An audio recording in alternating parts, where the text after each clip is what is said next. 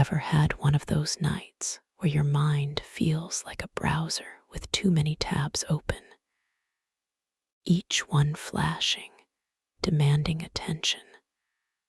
What should I do about work tomorrow? Did I send that email? Should I finally reorganize the closet? The mental noise is a low, persistent hum, like the distant drone of an airplane long after it's passed overhead. We chase sleep as if it's a destination we can book a ticket to, forgetting that it's less about arriving and more about letting go of the wheel. Welcome back to Nightform Stillness. I'm Sarah, and this is a space for the quiet ones, the overthinkers, the dreamers who sometimes find the world a little too loud. Tonight, let's try something different. Let's talk about the gentle art of making no decision at all. The concept is almost radical in its simplicity. No decisions tonight. Not the big ones, not the small ones. Not what to worry about, not what to plan for, not even what to dream of. We spend our waking hours in a constant state of curation, choosing our words, our actions, our reactions, our paths. We decide what to eat, what to wear, what to feel guilty about, what to look forward to. By evening, the decision-making muscle isn't just tired, it's frayed, sending out sparks of anxiety that light up the dark the moment our head hits the pillow. So what if we declared a ceasefire? What if, from the moment you dim the lights to the moment you wake, you granted yourself a sovereign pass from the tyranny of choice? I want you to picture it. You finished your evening routine, or perhaps you've gently abandoned it for tonight. The phone is away, not just out of hand, but out of mind. You're sitting or lying down, and the familiar pressure begins to creep in at the edges of your awareness. It's the pressure of the undone, the unsaid, the unresolved.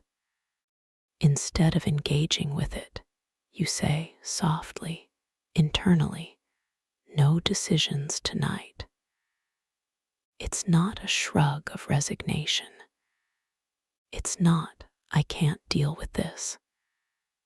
It is a conscious, compassionate, and powerful act of postponement. You are not dismissing your responsibilities. You are placing them carefully on a shelf labeled tomorrow, with the full trust that you will be more equipped to handle them after the gift of rest. You are changing your relationship with the night. The night is no longer a blank screen to project your anxieties onto. It becomes a sanctuary, a sealed chamber where the spinning gears of your will are allowed to still. Think of your mind as a vast, calm lake. Every decision, every worry, is a pebble tossed into its center. The ripples intersect, clash, and disturb the entire surface. No decisions tonight is the practice of simply stopping. No more pebbles.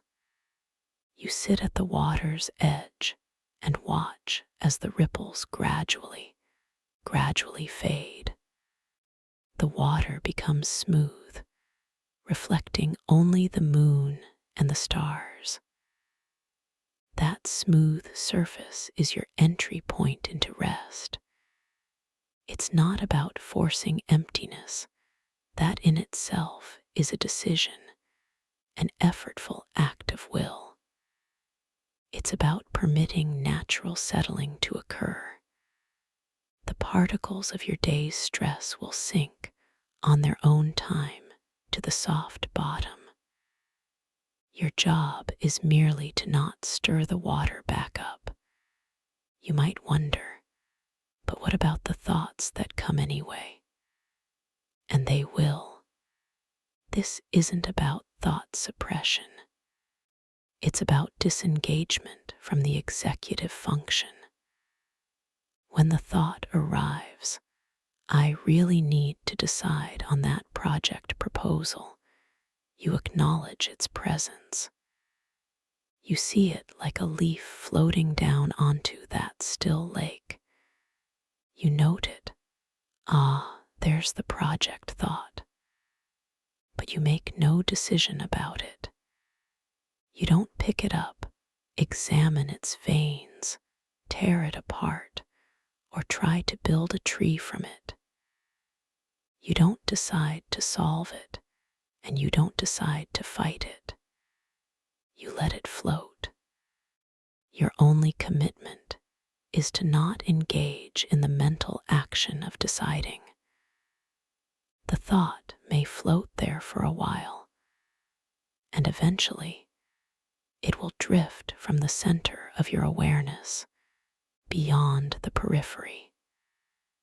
It loses its charge because you have removed the energy of choice from it. This extends into the very threshold of sleep.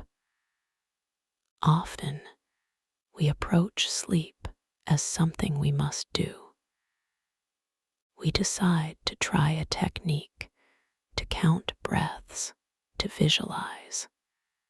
While these can be wonderful tools, sometimes they become another item on the to-do list, another performance.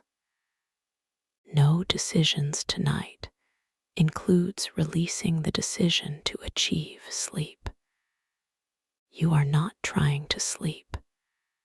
You are simply being in the state of not deciding. You are resting in the profound passivity of the body's own wisdom. Your heartbeat, your breath, the cellular repair, the dreaming mind. These are ancient, autonomic processes that require no vote from your conscious self. By relinquishing the decision-making role, you align yourself with that deeper, older rhythm. You are not the conductor of this orchestra. You are a listener in the hall, allowing the music of your own organism to wash over you. And what of dreams? In this state of surrendered choice, dreams often become different.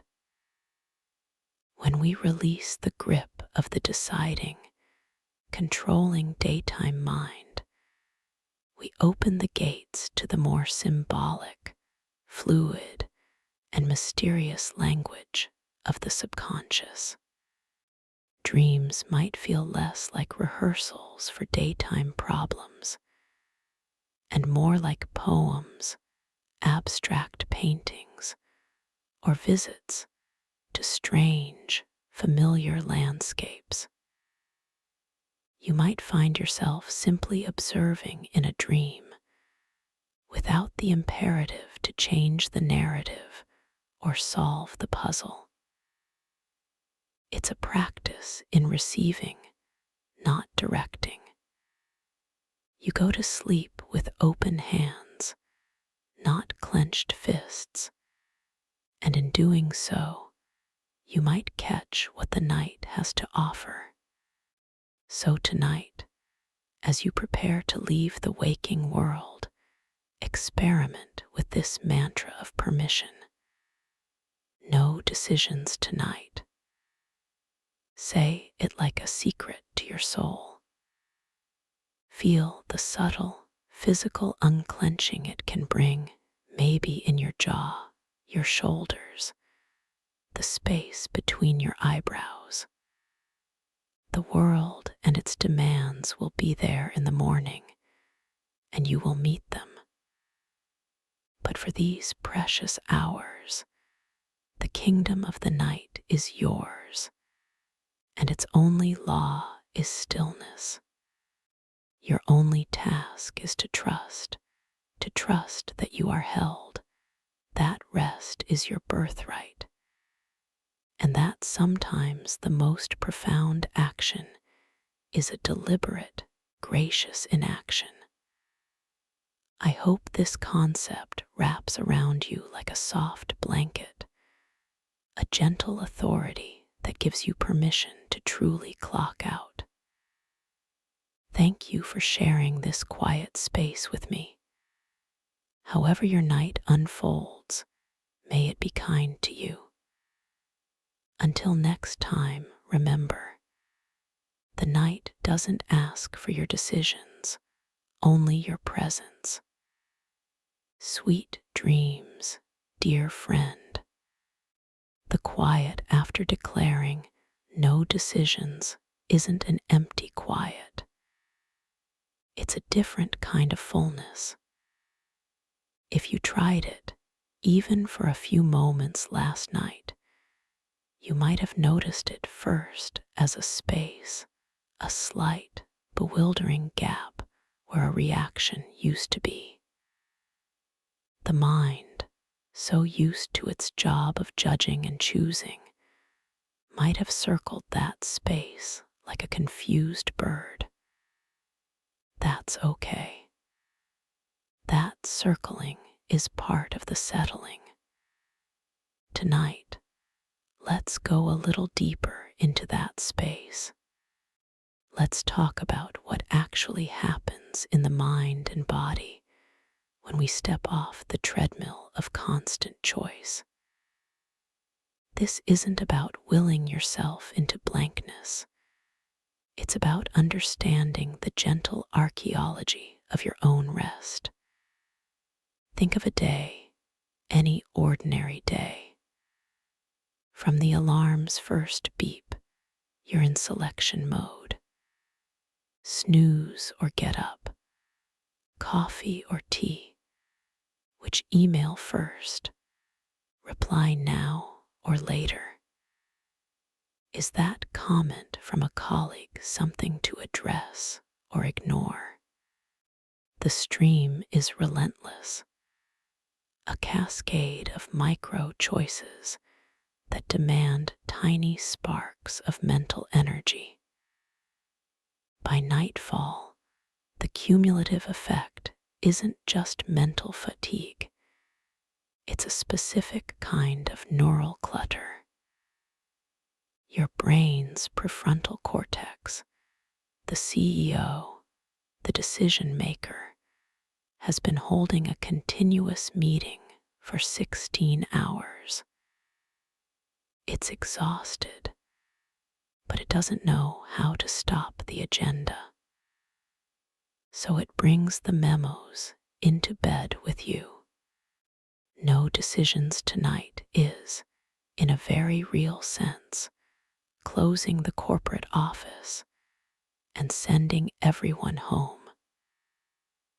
You're hanging the do not disturb sign on the door of your executive function. But what's left when the CEO goes offline? Everything else. The ancient parts of your brain, the ones that manage rhythm, emotion, memory, and sensation, they get to come to the fore. This is where the magic of true stillness begins. It's the shift from a spotlight consciousness, focused, directorial, sharp, to a lantern consciousness, diffuse, receptive, and soft. In that lantern glow, you stop looking for things and start noticing what's already there.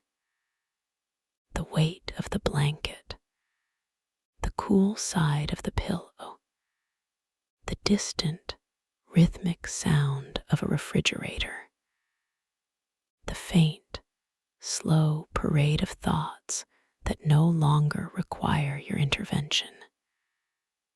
This is the sensory and mental ecosystem of night. It's always been there, humming beneath the boardroom drama of your day. No decisions is the act of finally listening to it.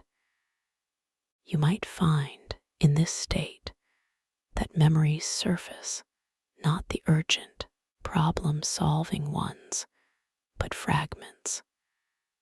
The scent of rain on hot pavement from a childhood summer, the texture of a specific rug in your grandmother's house, a snippet of a song you haven't heard in years. This isn't your brain being random or distracting you. It's a form of mental tidying. Without the directive to use information, the mind begins to sort and file, connecting loose threads of experience into the tapestry of you. It's a gentle, organic process, like leaves composting into rich soil. Engaging with these fragments is optional. You can observe them with a soft curiosity, like watching fish in a deep, dark pond, and then let them swim away. They are not to be decided upon, only witnessed. And then there's the body. Oh, the body sighs in relief when the mind stops driving. Have you ever noticed a tension you didn't know you were holding until it finally lets go?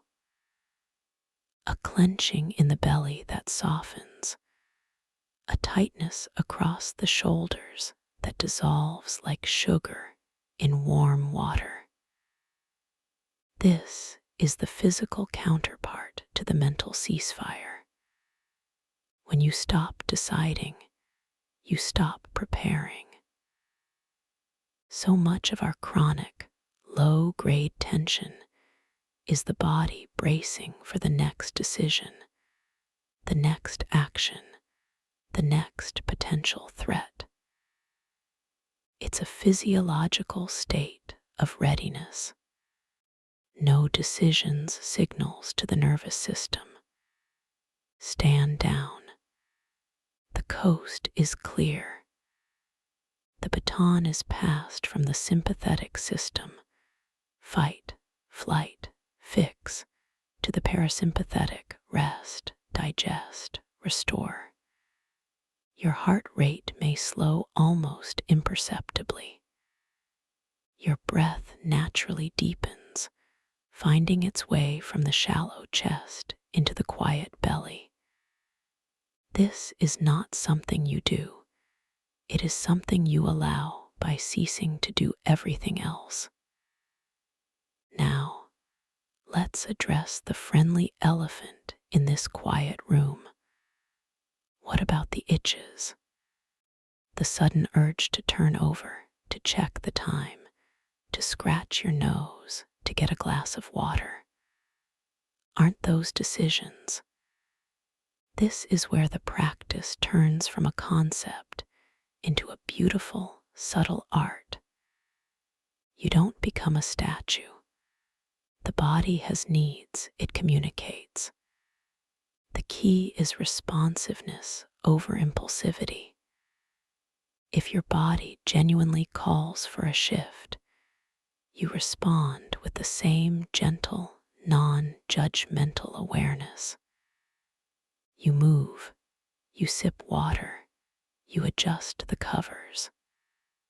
But you do it without a chain of thought. You don't decide to get up, you find yourself already up. You don't debate the merit of the itch, you simply scratch it and return to stillness. The action is clean, almost automatic, unburdened by a storyline. You sever the link between sensation and internal commentary. The itch was just an itch, not a problem to be solved or a distraction to be resented. It was a fleeting cloud passing over the moon of your awareness. This practice builds a new kind of trust. You are trusting that your body knows how to rest. You are trusting that your mind, when left to its own devices, won't spiral into chaos, but will instead find its own equilibrium. You are trusting that the world will not fall apart in the 8 hours you spend off duty. It is a deep, cellular form of faith. And like any faith, it is built in these small, nightly moments of surrender. Each time you notice an anxious thought, and instead of following it, you simply return to the rhythm of your breath or the feel of the sheets. You are laying a brick in the foundation of your inner peace. You are proving to yourself, experientially, that you are more than your decisions. You are the awareness that watches them come and go. So tonight, as you settle in, imagine you are not a captain going off watch, but a passenger on a vast, gentle ship. The ship is your own being. The night is a calm sea. You don't need to steer. You don't need to chart the course. Your only job is to be on board, to feel the sway, to listen to the water against the hull, to look up at the stars. Let the ship carry you. The destination is morning, and it will arrive all on its own, in its own perfect time. Your journey there doesn't need your management. It only needs your presence. Thank you for sailing into these quiet waters with me tonight. However you find your stillness, know that it is enough, and you are enough exactly as you are in this moment. Wishing you a night of effortless journeying and dreams as deep and peaceful as the ocean. Sweet, sweet rest, my friend. The ship sails on, this vessel of not deciding, and you are aboard. But after a while, a curious thing can happen in this lantern-lit quiet. The initial relief of handing over the wheel might fade, and a subtle, formless question can arise from the deep. What am I, if not the one who chooses? It doesn't feel anxious, not like the daytime queries. It's softer, more wondering. It's the self, stripped of its managerial duties, peering around at its own interior like a guest in a familiar, yet suddenly mysterious, house. This is the third movement of our quiet symphony. We've stopped the noise. We've felt the settling. Now we encounter the space that's left. And this space isn't empty. It's alive with a different quality of being. In the daylight world, we are so tightly woven with our actions and decisions that we mistake the weaving for the weaver. I am what I do is the unspoken mantra. At night, when we suspend the doing, we get to sense the I that exists prior to all that. It's like the sky, which is always present, whether it's filled with the drama of storm clouds, the busyness of jets, or the brilliant blaze of a noon sun. The clouds are the thoughts, the jets are the decisions, the sun is the intense focus.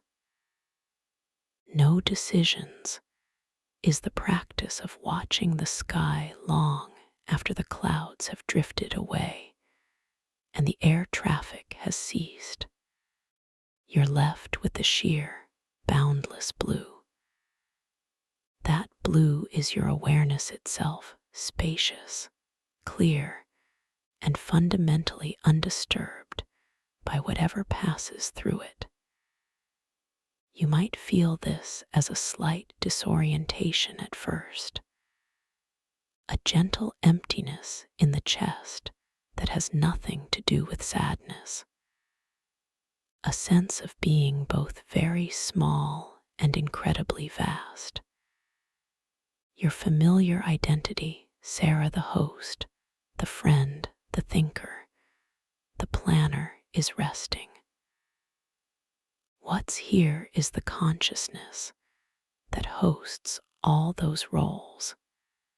It can feel vulnerable because we're not used to residing here without a task.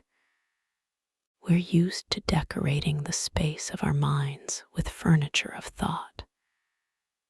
Now the furniture is still there, but you're not sitting on any of it. You're just in the room. This is a profound intimacy with your own existence. It's the opposite of boredom. It's the deep, quiet thrill of pure presence. In this space, time changes texture. The urgent, linear tick-tock of the day dissolves into something more fluid, more circular. You might lose track of whether minutes or hours are passing, and it doesn't matter.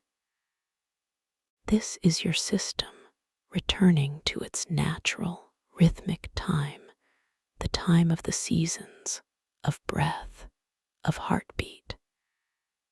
It's the time that dreams operate in, where decades can pass in a second, and a single moment can stretch into eternity.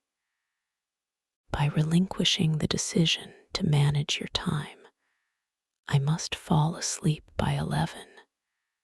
You fall into time's embrace. You become a part of its flow, rather than its overseer. This is why sometimes, in this state, you can wake up feeling as though you've been on a long, restful journey, even if only a few hours have passed. Your soul traveled in the timeless. From this place, the body's sensations become less like signals to interpret and more like landscapes to inhabit. That faint ache in the knee isn't a problem to be solved or a warning to fret over. It's simply a sensation, a patch of weather in the bodily sky. You can direct your gentle, lantern-like awareness to it, not to fix it, but to feel its precise shape, its temperature, its pulse. Often, under this non-judgmental attention, the sensation itself softens, shifts, or dissipates, not because you decided to change it, but because the light of awareness has a melting, integrating quality. Pain and tension are often sustained by our resistance, our decision to fight them. When we meet them with simple, decision-free awareness, they are allowed to move through and complete their natural cycle. And what of the thoughts that still come?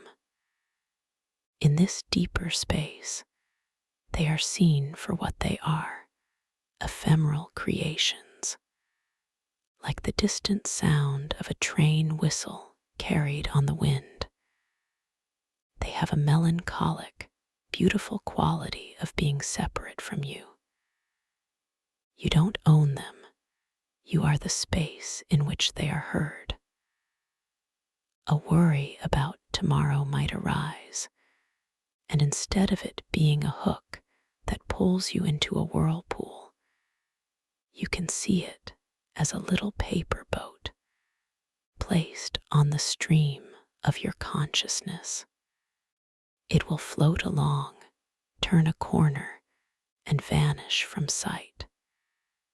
Your power lies not in stopping the boats, but in refusing to board every one that passes. You remain on the bank, watching the water. This practice, over time, begins to weave a new default. The peace you touch in these night hours starts to leave a residue. You might find, in your day, a new pause between stimulus and reaction. A moment of pure sky before the cloud of a decision forms. This is the true gift of no decisions at night. It trains you in a different way of being that gradually infuses your waking life. You start to sense that you are not your choices. You are the conscious space in which choices are made. And that space is inherently calm, still, and whole. So tonight, if you find yourself in that quiet, wondering who you are without your decisions, don't rush to answer. Let the question hang in the air like a note from a bell. Bask in the not knowing. This is the most intimate encounter you can have with yourself, meeting the being behind the doing. There is no performance here, no goal. There is only the honest, quiet mystery of your own presence. It is enough. It is more than enough. Thank you for having the courage to explore this deep, quiet interior. It is a privilege to share this space with you. However this night unfolds, may you feel held in the gentle arms of your own awareness, perfectly complete exactly as you are. Wishing you a night of profound and peaceful discovery. Sweet dreams. There is a threshold in this journey, a soft borderland you might have brushed against last night. It's the moment when the quiet stops being something you are doing and starts to become something you are. The effort, the gentle intention of no decisions begins to fall away like a husk, and what remains is a kind of listening so deep it has no object. You are not listening for anything, not for sleep, not for a sign, not for an answer. You are simply in the state of listening, as if your entire being is an ear turned toward the universe. This is the fourth stage, where stillness ceases to be a practice and becomes your native language. Imagine you've been floating on that calm lake for some time now. At first, you were conscious of floating, of the technique of it, of not making waves. Now, you and the water have reached a temperature. You are no longer floating on it, you are floating with it. there is no separation. The support is total and unquestioned. This is the dissolution of the last layer of resistance. The mind that was observing the stillness finally relaxes its gaze and joins it. You stop being a tourist in the land of quiet and become one of its citizens. In this space, the very concept of falling asleep becomes obsolete. Sleep is not a destination you fall toward. It is an atmosphere you are already immersed in. It's like being in a mist so gradual you don't notice when you became damp. The transition from wakefulness to dreaming loses its stark border. You might find yourself in hypnagogia, that wondrous, slippery state on the brink for what feels like an expansive eternity. Images bloom behind your closed eyelids without your bidding. Swirling colors, faces of strangers who feel like family, landscapes that defy physics. These are the dreams of the threshold, and they are gifts of this deep listening. They are not stories yet. They are the raw material of myth, painting themselves on the canvas of your awareness. The key here is to behold them without interpretation, without the decision to understand. See them as the night mind stretching its limbs, as beautiful and meaningless as the patterns in a kaleidoscope. Your body, in this stage, may feel like it's dissolving its own edges. The feeling of where your skin ends and the blanket begins can become pleasantly. The weight of your limbs seems to melt into the mattress, not with heaviness, but with a seamless merging, like a drop of ink dispersing in warm water. This is a profound physiological release. The brain is dialing down its proprioceptive mapping, its constant check-in on where the body is in space. It's a sign of ultimate safety. The sentinel is stepping down from his post because the kingdom is at total peace. There is no threat to monitor, not even from gravity. You are being returned to a primordial state of oneness with your environment. And in this boundless, listening silence, a subtle joy can arise. It's not the bright, sparkly joy of daytime happiness. It's a quiet, humming gladness at the core of things, the joy of existence itself. Without problems to solve or paths to choose, what's left is the sheer, simple fact of being alive, of being conscious in this mysterious, dark, and tender moment. It can feel like a secret you've always known, but constantly forget. A love note from the universe to itself, and you are both the sender and the recipient. This joy requires nothing of you. It asks for no decision, no action, no gratitude even. It simply is, and you are simply in it. This is also where time truly loses its meaning.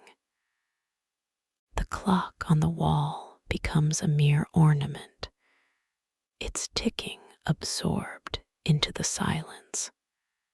You might experience what some call the sleep of the just, a period of dreamless, profound oblivion that feels like a single, perfect breath held for hours. Or you might journey through epic, luminous dreams, yet wake with the sense that no time has passed at all.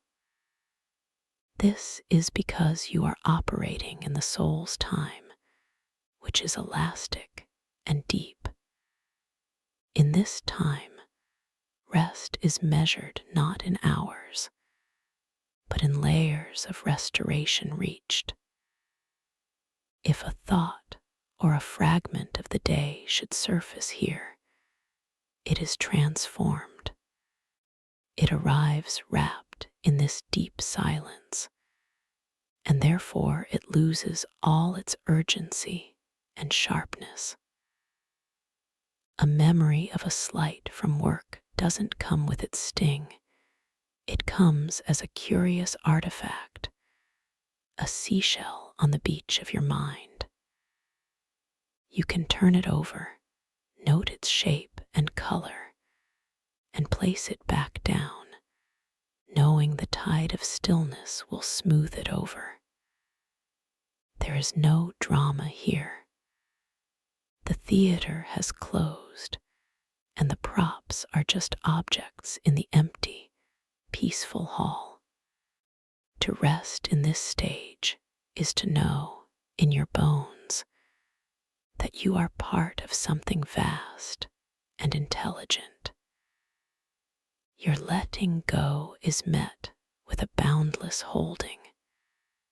You are not alone in the dark.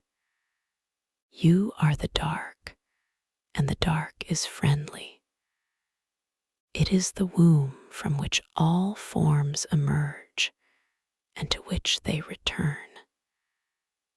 It is the silence between musical notes that makes the melody possible.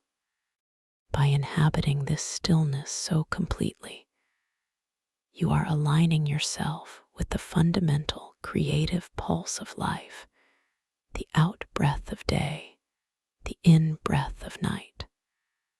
So tonight, don't try to reach this place. You cannot reach what you already are. Simply let the trying fall away. Let the last subtle decision, the decision to be still, slip from your fingers. Surrender to the listening. Become the silence that hears the distant train, feels the beat of your own heart, and cradles the first, fragile images of dream. You are not going to sleep. You are allowing the night to reveal itself to you, and in doing so, you are revealing your own deepest, most peaceful nature to yourself. Thank you for listening this deeply, for trusting this much. It is a brave and beautiful thing to let the world fall away and simply be. However this night unfolds for you, whether in deep, dark waves or star-dusted dreams, know that you are exactly where you need to be, perfectly held in the arms of the infinite. Wishing you a night of seamless merging and whispered, joyful truths. Rest deeply, dear friend. There's a gentle truth that emerges after nights like these, not as a thought, but as a flavor on the air.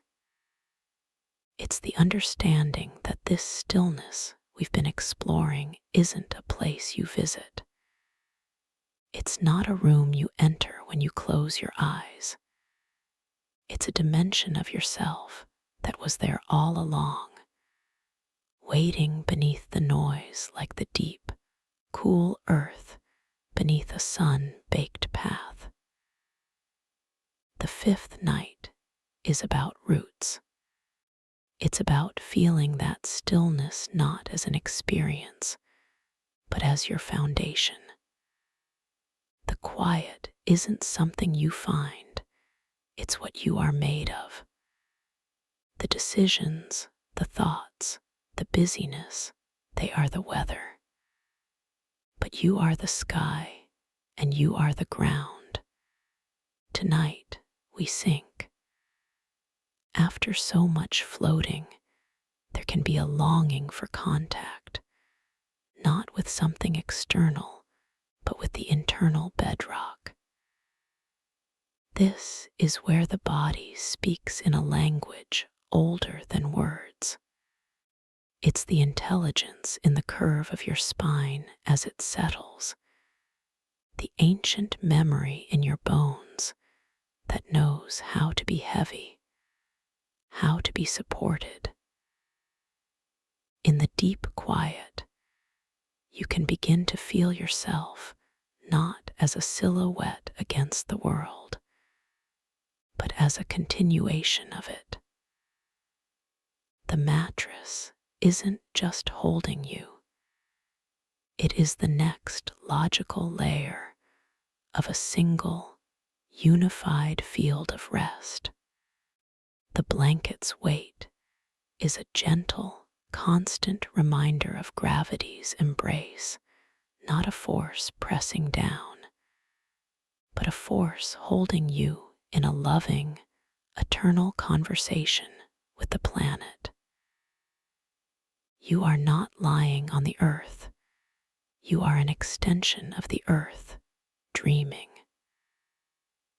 This is the stillness of stone, of mountains, of deep tree roots in the dark soil. It is profoundly active in its passivity. It is the stillness of being, not becoming. In your day, you are in a state of perpetual becoming, becoming more productive, becoming better, becoming ready, becoming solved. Here, in this rooted night, you simply are.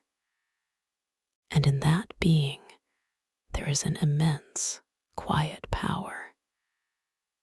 It's the power of the seed in winter, which appears to do nothing at all, yet is orchestrating an entire future bloom in its dark, silent core. Your rest tonight is that seed work. The healing, the sorting of memory, the repair of tissue, the consolidation of learning, it all happens in this foundational mode. You are not a machine powered down. You are an ecosystem in its most essential creative phase. From this rooted place, the remnants of the day undergo a final alchemical change. That difficult conversation, that moment of frustration, that spark of joy, they all sink down into this fertile, dark ground of your being. Here, they are composted. Their emotional charge is neutralized not by analysis, but by the slow, patient processes of the subconscious. They break down into their essential nutrients and become part of the soil that will grow tomorrow's resilience, tomorrow's intuition, tomorrow's calm. This is why we often wake with a new perspective on an old problem. The decision we couldn't make yesterday has been quietly worked on in the subterranean workshops of the soul. The answer doesn't arrive as a shouted conclusion. It emerges as a knowing, a tilt of the heart, a sudden clarity that feels like it was always there. This is the fruit of rooted stillness. Breath here becomes something else entirely. It is no longer your breath. It is the breath. It is the tide of the body, the whisper of the life force moving through the form you call yourself. You don't control it, you witness it. In and out, like the waves on a shore, so far inside you, it feels like the center of the world. And as you feel this, the sense of a separate breather begins to soften. There is just breathing happening, a universal rhythm wearing your particular shape for a while. To rest in this awareness is to taste immortality, not as endless time, but as the timeless presence that animates all temporary forms. It is deeply comforting and utterly ordinary all at once. In this stage, sleep, when it comes, is less an event and more a deepening of the foundation. You don't fall asleep. You melt into a deeper stratum of your own being. The dreams that arise from this place feel different. They are less like narratives and more like landscapes. You might dream of deep forests, of caves, of winding routes, of walking barefoot on cool, dark soil. These are dreams of belonging, of being held within a larger, intelligent system. They are the psyche's way of mirroring the rooted, grounded state you cultivated. They reinforce the knowing that you are never, ever alone. You are networked into life itself, supported by an unseen, sturdy web of existence. If you wake in the middle of the night now, the experience is transformed. There is no jarring leap from oblivion to anxiety. It is a gentle surfacing within the same deep, dark ocean. You might notice the silence, feel the weight of the covers, hear a solitary car in the distance, and then, like a stone settling back into silt, you allow yourself to be drawn down again into the depths. There is no struggle because you are not trying to get somewhere. You are already home. You are just moving from one room of your home to another. So tonight, let your practice be one of sinking. Imagine the final, gentle release of all upward effort. Feel your awareness like a slow, golden dust, settling down through the layers of your body from the busy attic of the mind, down through the living rooms of emotion, into the cellars of sensation, and finally, into the deep bedrock of silent, peaceful beings. You are not trying to be still. You are allowing stillness to have you completely. You are returning to your source just for these night hours to remember what you are made of. Thank you for sinking into this truth with me. It takes courage to stop building upwards and instead to discover the ground beneath your own feet. However this night holds you, may you feel the unshakable, ancient peace of your own foundation, the deep, quiet hum of the earth dreaming through you. Wishing you a night of profound grounding and the serene, unspoken power of simply being here. Rest deep, dear friend. You are home. And so we arrive at a night where the silence itself begins to sing. It's a subtle thing, not a sound you hear with your ears, but a vibration you feel in the marrow of your quiet. After the deep grounding, after becoming the earth and the sky, a new quality of aliveness begins to stir. Not the busy aliveness of day, but a luminous, slow moving current. This is the sixth movement. The stillness becomes luminous. The dark is not just empty anymore. It is vibrant, charged with a kind of intelligent peace. You've cleared the space, and now the space itself reveals its nature. It is not inert.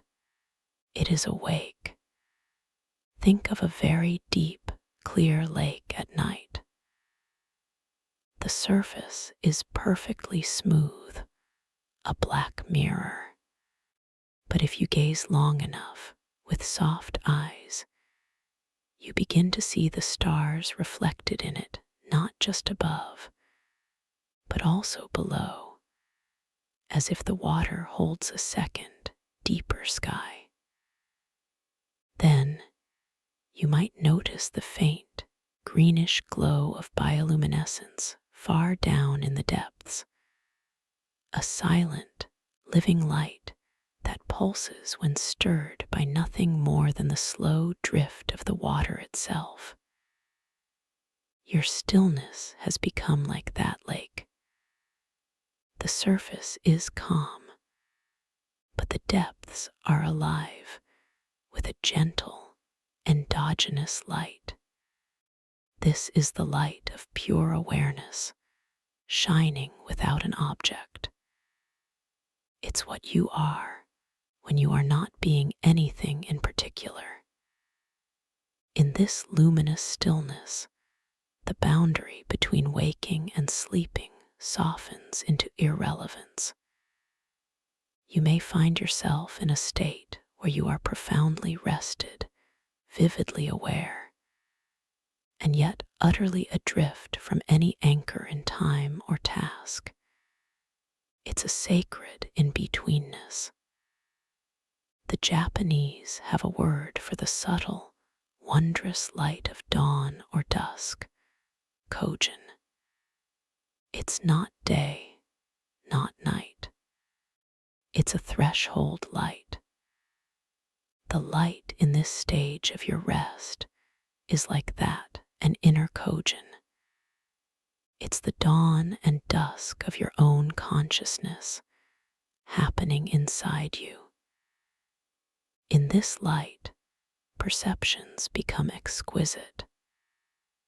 The texture of your pillowcase might feel like a universe of woven threads.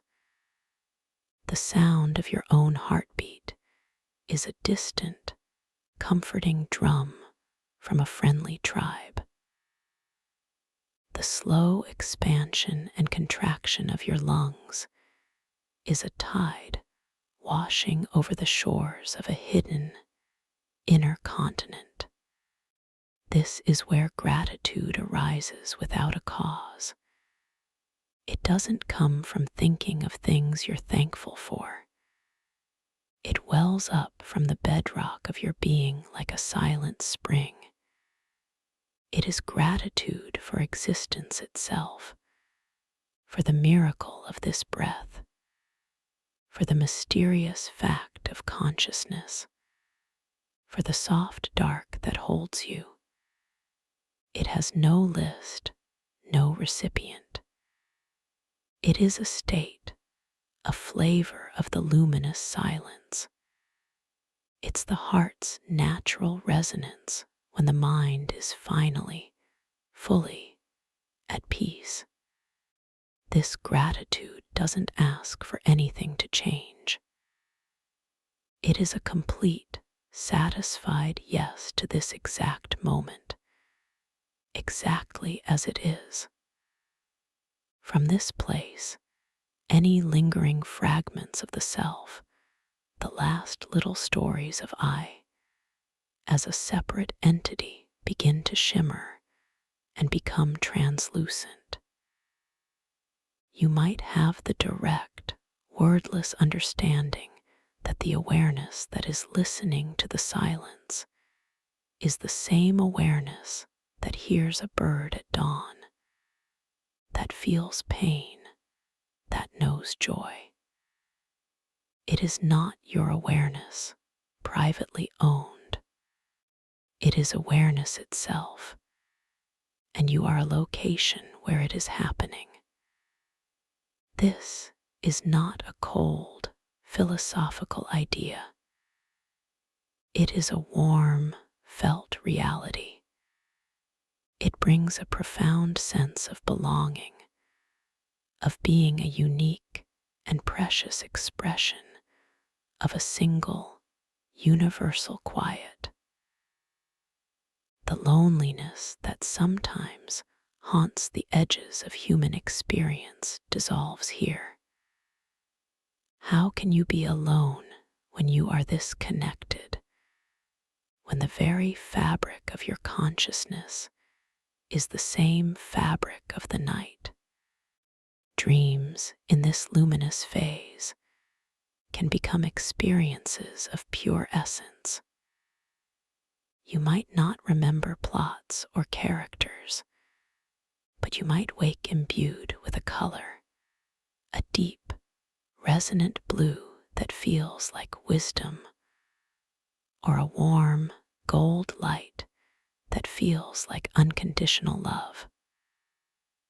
Or you might have dreams of light itself, walking through forests of glowing trees, holding a lantern that casts no shadow, swimming in rivers of liquid moonlight.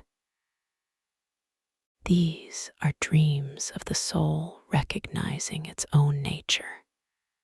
They are gifts from the deepest part of you, showing you in symbol what you are experiencing and feeling, that you are made of and held within a benevolent and intelligent radiance.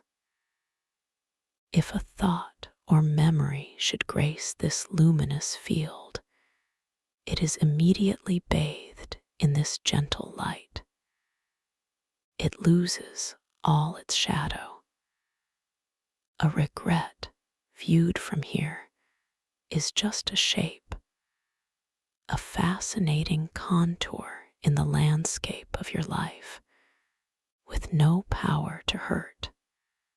It is accepted not as a flaw, but as part of the beautiful, complex topography of a human journey. This is the healing power of luminous stillness. It doesn't fight the dark spots, it illuminates them until they are seen as part of the whole picture, and thus are healed by inclusion. To rest here tonight is to keep no agenda, not even the agenda of stillness. It is to be a vessel for the night's own intelligence. You are not doing rest. You are being rested. The universe is holding you in its quiet hands, and you have consented completely. Your breath becomes the universe breathing you. Your heartbeat is the pulse of something much older and vaster, felt in the small, tender clock of your body. So tonight, as you settle, don't seek anything, not even peace. Simply allow. Let the luminous quality of your own quiet attention reveal itself. Feel the aliveness in the stillness. Notice how the dark behind your eyelids is not a blank, but a field of subtle, shifting energy. You are not waiting for sleep. You are communing with the awake, holy darkness that is the source of all light. You are remembering that you, too, in your very core, are made of this quiet, radiant stuff. Thank you for being here, for having the sensitivity to perceive these subtle layers of your own being. It is a gift to share this luminous quiet with you. However this night unfolds, may you feel the soft, inner light that never goes out, the silent song at the center of your soul. Wishing you a night bathed in inner starlight and dreams that feel like blessings whispered directly to your heart. Rest in radiance, dear friend. The luminous quiet, once known, begins to work a change that is more than nightly. It starts to whisper into the very fabric of your waking self. The seventh night is not about going deeper into the stillness. It's about noticing how the stillness has begun to spill over. Its waters are seeping past the shores of the night, irrigating the arid plains of your day. You begin to carry a pocket of this moonlit silence within you, a locket worn close to the heart that you can touch when the world gets loud. This is the stage of integration. The peace you court in the dark is no longer a fugitive state, visited only in solitude. It becomes a quiet companion, a resilient thread woven into the tapestry of your everyday life. You might notice it first in the gaps. That tiny, previously unnoticed pause between the ring of a phone and your hand reaching for it. The half second of pure sky between a colleague's sharp word and the forming of your own reaction.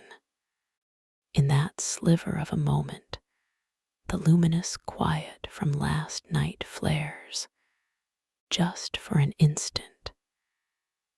It doesn't stop you from answering the phone or crafting a reply, but it changes the quality of the action.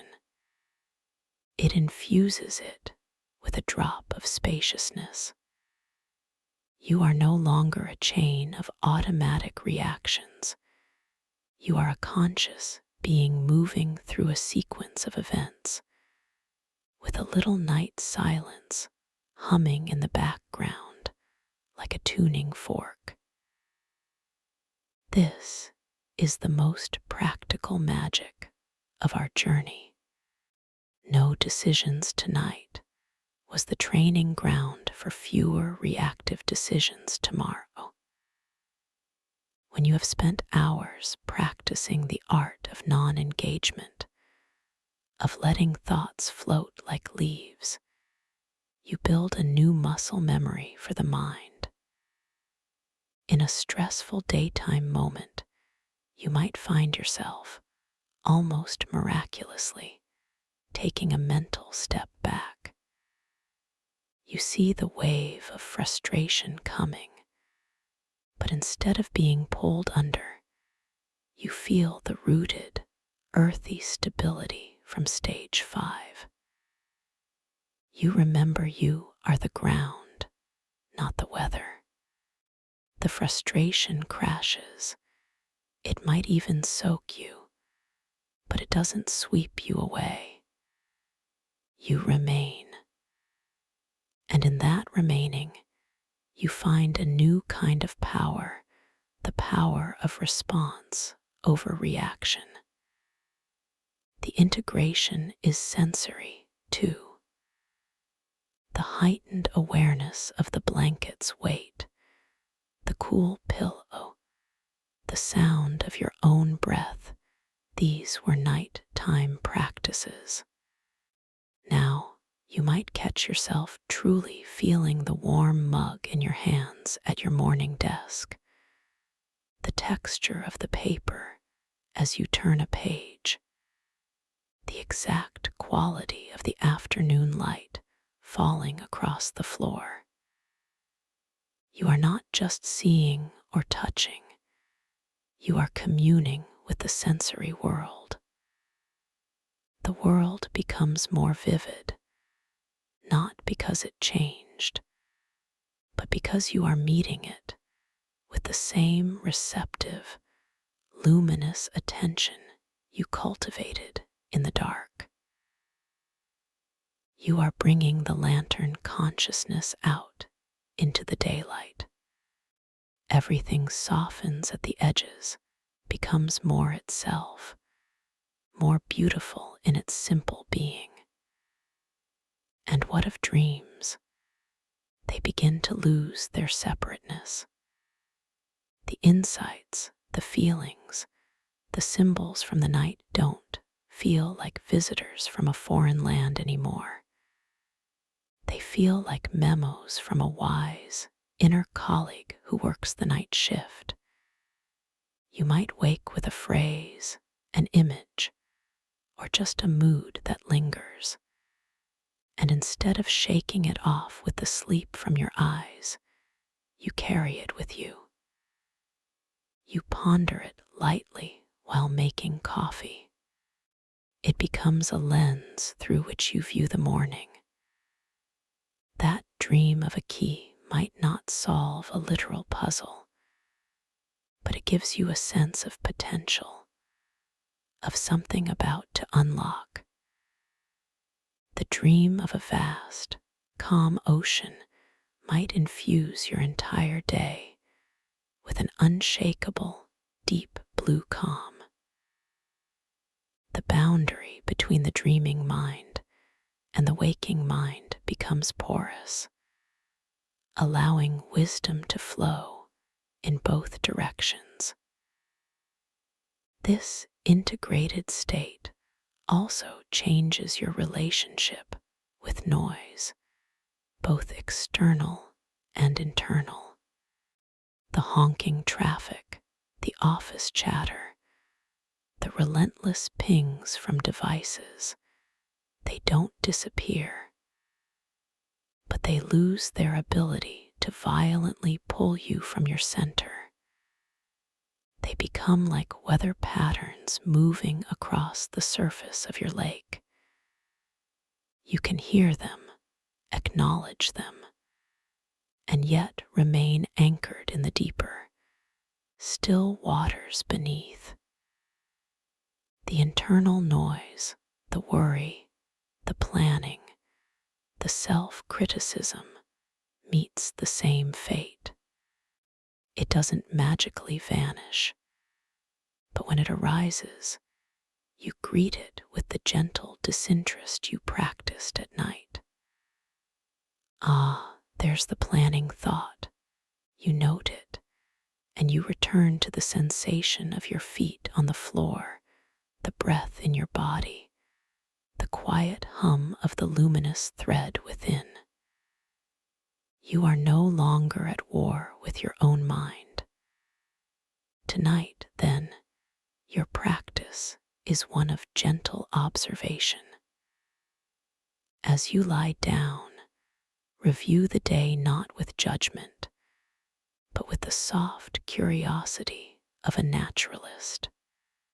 Where did you feel the spillover of stillness? Where did you lose it? There is no need to correct or condemn. Simply notice. Feel the gratitude for those moments of integration, however fleeting. And for the moments of noise, offer them the same compassion you would offer a leaf landing on your still lake. They are part of the ecosystem of a human life. Then, as you let go of the review, feel the familiar pull of the deep quiet.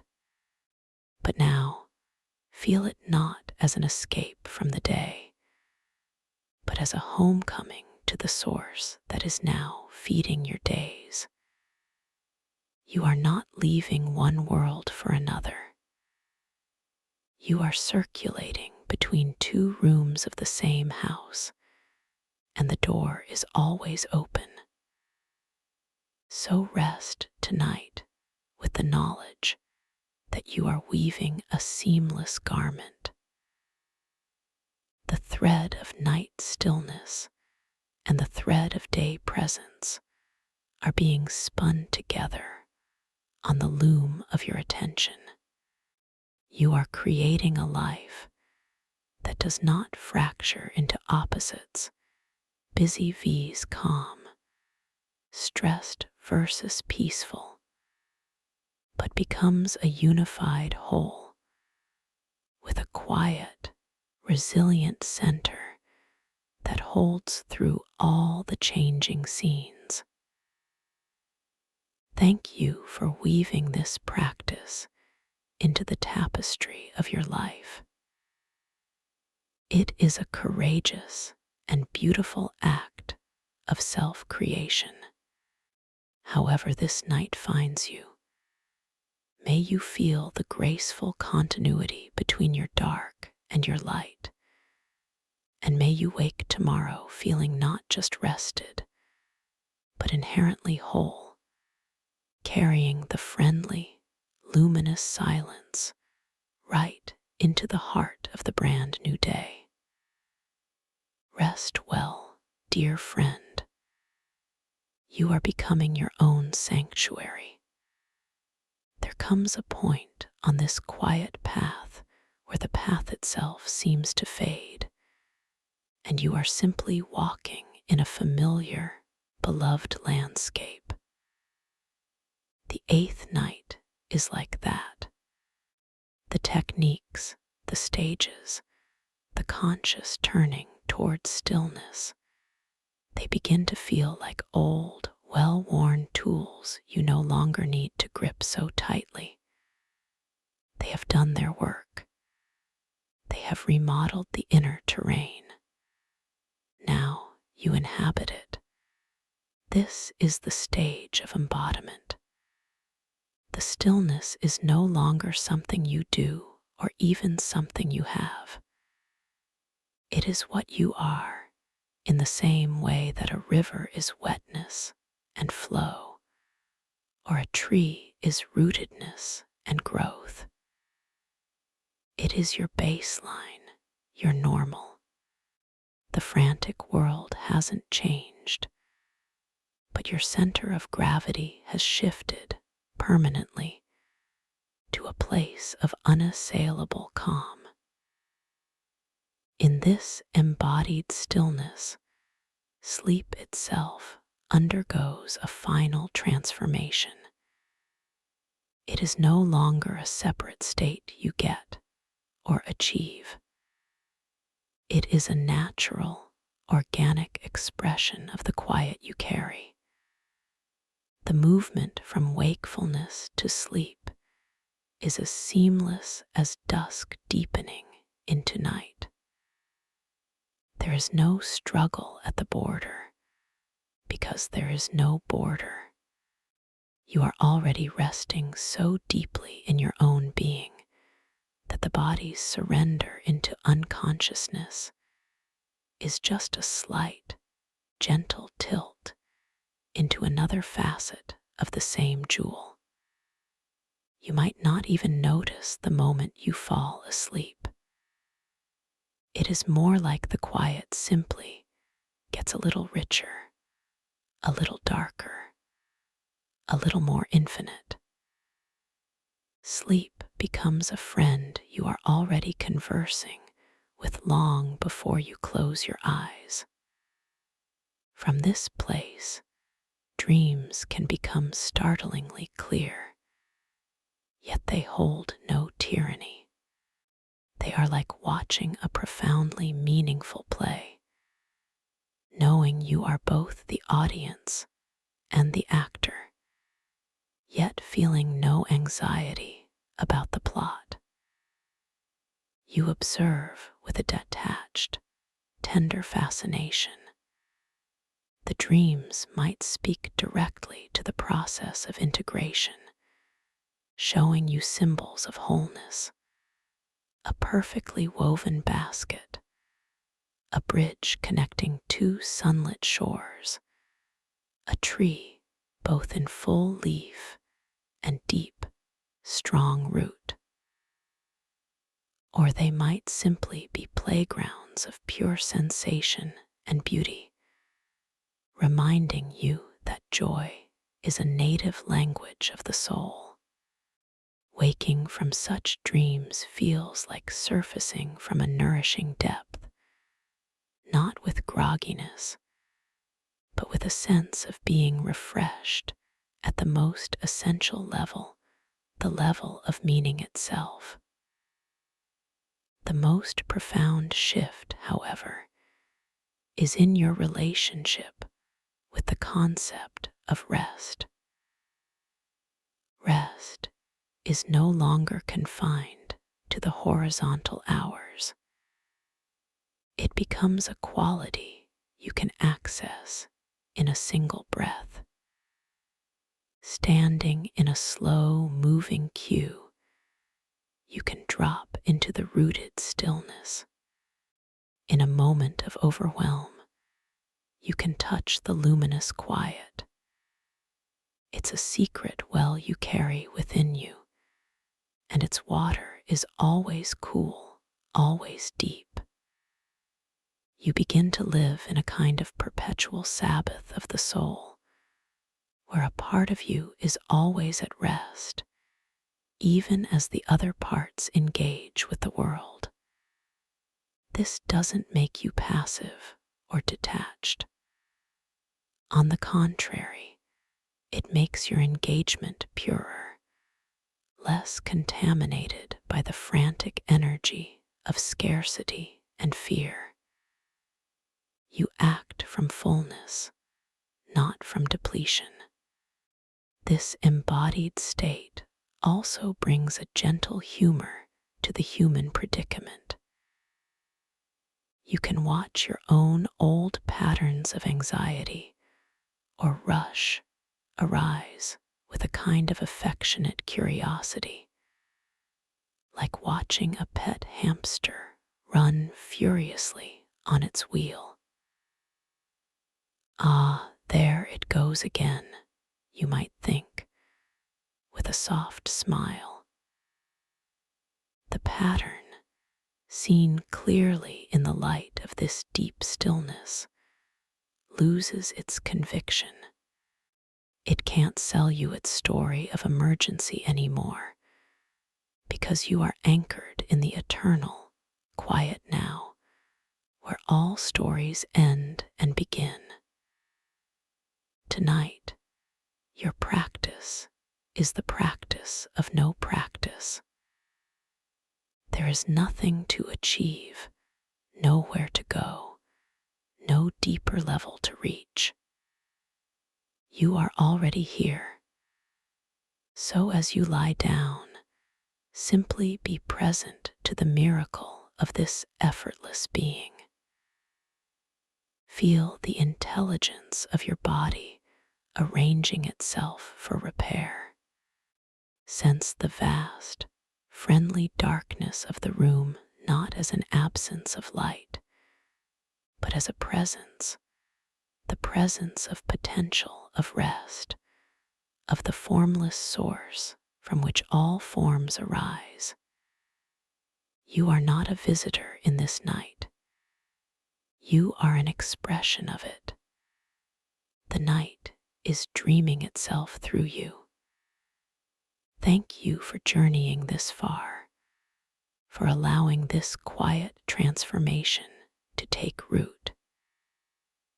It is a testament to your own innate wisdom, which always knew the way home to peace. However you rest tonight, may it be with the profound simplicity of a leaf resting on the forest floor, or a stone resting in a riverbed, perfectly itself, perfectly held, perfectly at peace within the great, quiet scheme of things. Sweet, simple, profound rest to you, dear friend. You have arrived.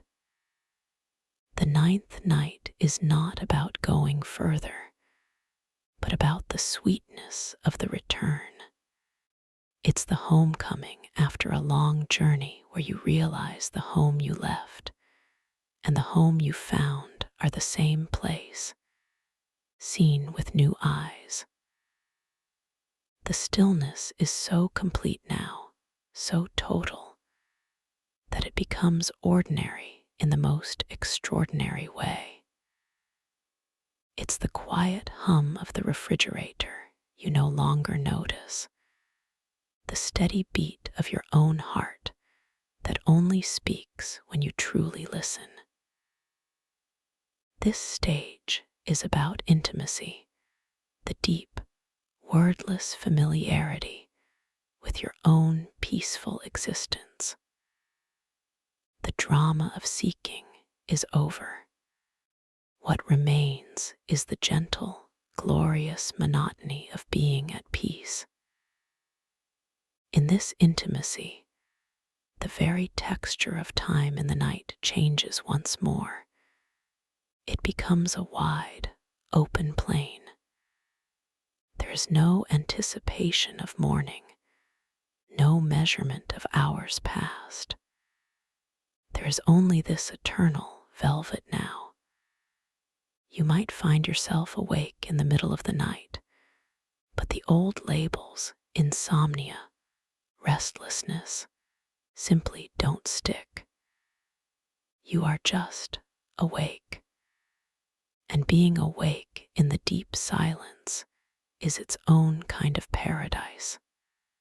You lie there, and the silence is so rich it feels like a substance you could swim in. Thoughts, if they come, are like faint ripples on this substance, adding to its texture rather than disturbing it. You are not waiting for sleep. You are abiding in a state of pure, conscious rest that is, in its own way, as restorative as dreamless sleep. The division between sleep and wakefulness blurs into meaninglessness. You are simply being, and being is enough. From this intimate silence, a new kind of creativity can whisper, not the driven creativity of day, which seeks to produce and solve. This is the receptive creativity of the night, which listens for seeds. It might be a line of poetry that arrives fully formed, not from your thinking mind, but from the silence itself. It might be a sudden, clear understanding of a person in your life, a sense of compassion so vast it has no object. It might be a simple, perfect image, a bowl of light on a wooden table, a single bird on a bare branch at dusk, that holds a whole philosophy of peace within it. These are gifts the silence gives when you have become a true friend to it. They are not for use, they are for beholding. They are the silence expressing itself in form, just for the joy of it. And your body is no longer something you have. It is something you are, and it is entirely at peace. There is no scan for tension, no adjustment for comfort. Comfort is the baseline. The body is experienced as a field of awareness, a constellation of sensations gently held in the wider dark. The breath breathes itself. The heart beats itself. You are the spaciousness in which this sacred, automatic life is unfolding. Any minor ache or twinge is just a tiny, passing cloud in the vast sky of your bodily awareness, noted with mild interest and then released. The body is trusted completely to do its night work of restoration, and you are the grateful witness. In this stage, if you dream, the dreams may feel less like narratives and more like direct transmissions. You might dream of meeting a version of yourself that is all stillness and receiving a silent blessing. You might dream of being taught a simple, wordless truth by the moon or by a deep, still pool. Or you might not dream at all, but wake with the unmistakable feeling of having been in profound conversation with something vast and kind. The residue of these dreams or dreamless states isn't a memory, but a quality, a lingering serenity, a deepened trust, a quiet joy that colors the whole of the next day like a subtle dye. Tonight, there is no technique. There is only surrender to this intimate familiarity. It is like lying down next to a beloved you've known for 1,000 years. No words are needed. The presence is everything. You can feel the night itself as that beloved, the cool, dark, intelligent presence that has been with you all along. Through every stage of this journey, patiently waiting for you to recognize it as your own self. So as you settle, let go of the last shred of seeking. You are not seeking stillness. You are meeting it as you would meet your own reflection in a still pond with recognition, not surprise. Rest in this recognition. Let the night hold you, knowing that you are also holding the night. There is no difference. The peace you feel is the peace of the world when it is left to simply be.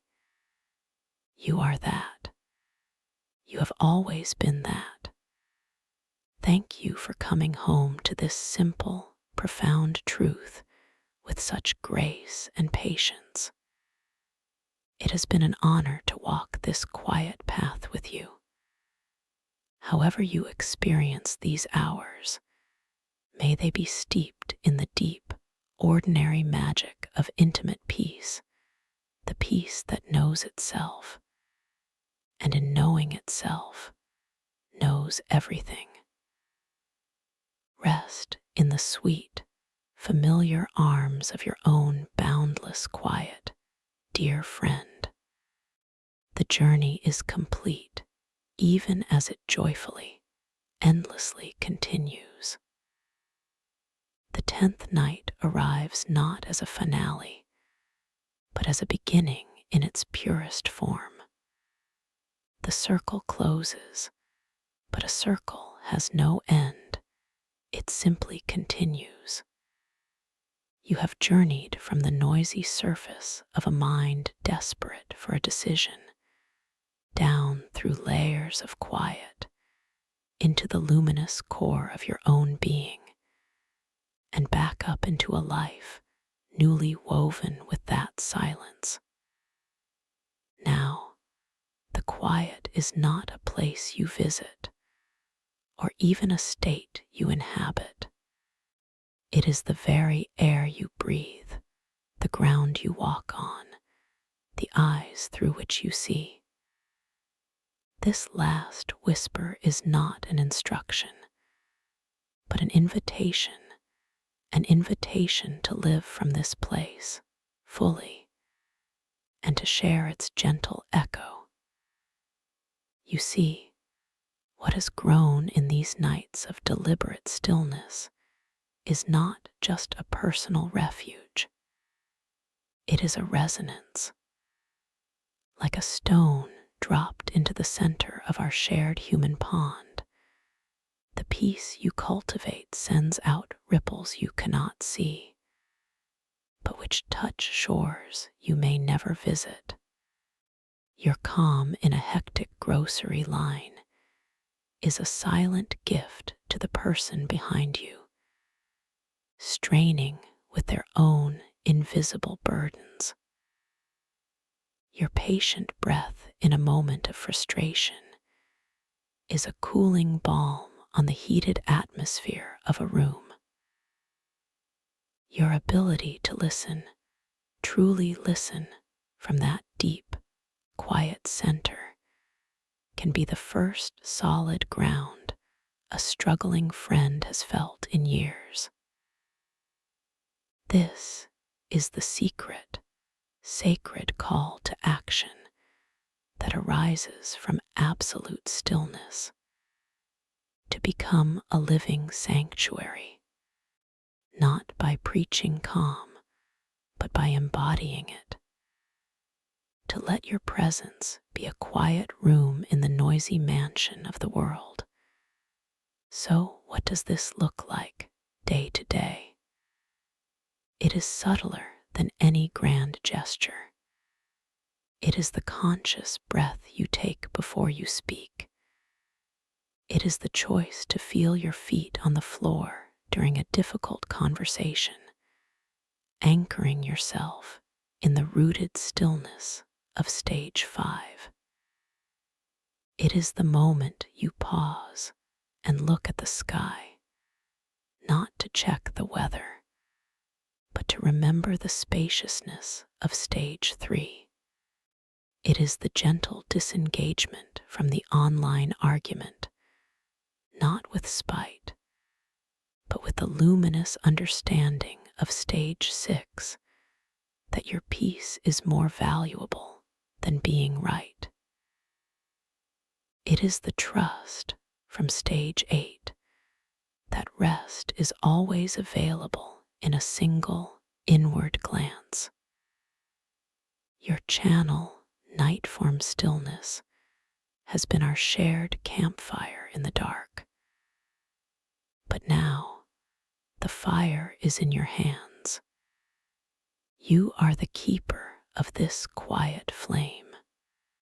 My invitation to you, Sarah, and to anyone listening with a weary, hopeful heart, is this: become a curator of calm in your own world.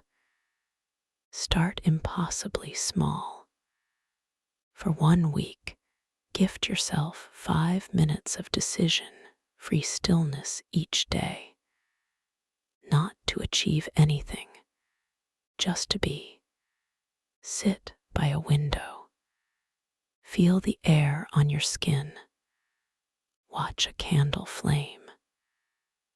Let the world spin without your commentary. Notice how that tiny pocket of peace begins to bleed into the hours around it. Then extend the invitation wordlessly. Brew a cup of tea for someone and place it before them without hurry. Listen to a child's rambling story with your full, quiet attention. When you feel the old rush rising, see if you can slow one single action, the turning of a page, the opening of a door, and infuse it with the grace of non-doing. You are not adding another task to your list.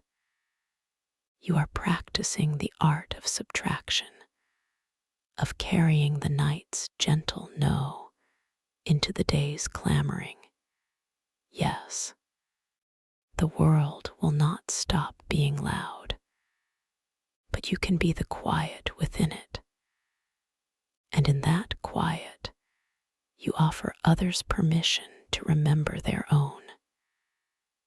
This is how we heal, not in a dramatic, sweeping revolution, but in a million tiny, silent restorations. One still moment at a time. One peaceful breath at a time. One night of surrendered decisions, leading to a day of more conscious, compassionate choices. So tonight, as you rest in the profound completeness of this journey, know that the work is not to maintain this peace, but to let it use you. Let it flow through your words, your actions, your silences. You are a conduit for stillness now. Trust it. Thank you from the heart of this shared quiet for walking this path. The microphone, the night, the stillness, they are all yours now. Go gently. Shine softly. The world needs your quiet light. With all the peace we've found together, your fellow traveler in the stillness. Sweet dreams and sweeter awakenings.